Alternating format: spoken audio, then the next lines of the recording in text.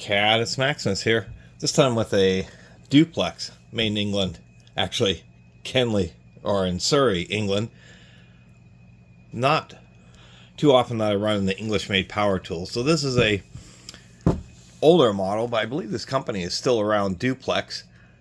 This is a heavy-duty 1/8 inch or 10 gauge nibbler, and this is actually a truly industrial grade. There's a lot of really high quality nibblers, but this one, you may say industrial grade. That term is thrown out a lot, so is production grade. So is heavy duty for that matter. But this one truly is for continuous production use in job shops. The only takeaway is it is a brush motor, but it has some pretty oversized brushes.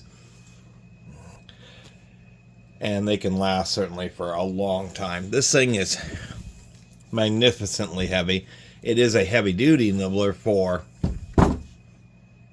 heavy gauge steels, so it is going to be a pretty heavy tool, but nonetheless it's like 15 pounds, 7 to 8 kilograms. It's pretty surprising. It has this huge head on it. It's like a Bakelite shell or some kind of very hard plastic. It doesn't seem like it's nylon. A very crude square handle in the back, but a little bit more ergonomic mid-grip handle, since most of the weight's on the front of this tool. Things that set it apart is nut and bolt type construction. We have these steel loops here. And really heavy bosses or castings on each side. That's so that it can be set down and drug across concrete and shop floors for years and years. And it's why the casting is so thick. You can actually still get dies. Now, there's two types of nibblers. Shears are, of course, scissors that, shear the metal. Nibblers take out little chunks, and there's either ones that are round, and in this case, this one is a square type nibbler, and actually the die and anvil are still in good condition. It's only a single speed, really geared down just to handle the heavy duty materials. We'll do a little bit of cutting in something very weak aluminum, so it should be no problem with this.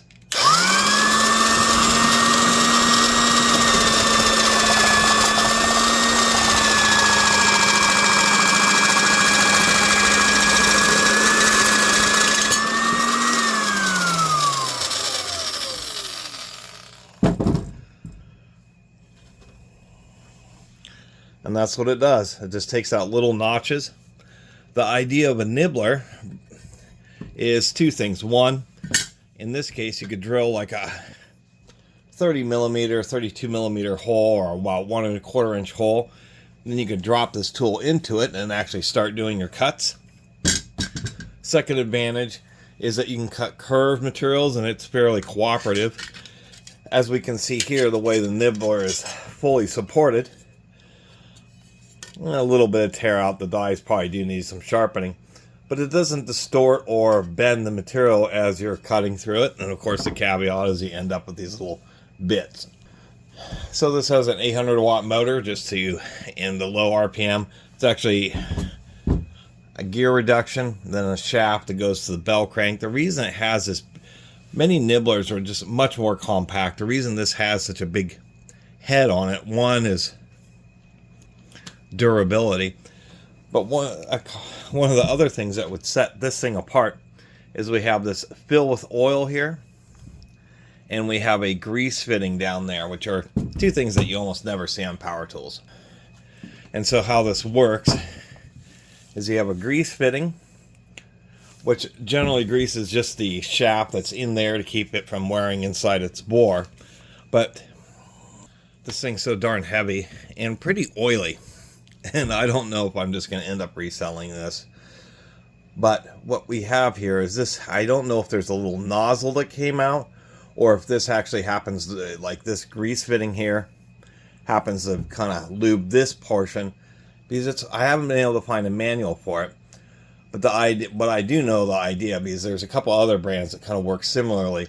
where you have an oil reservoir, and what it's doing is it's providing a continuous amount of oil or continuous oil lubrication to help extend the life of the dies and actually make it easier for them to cut.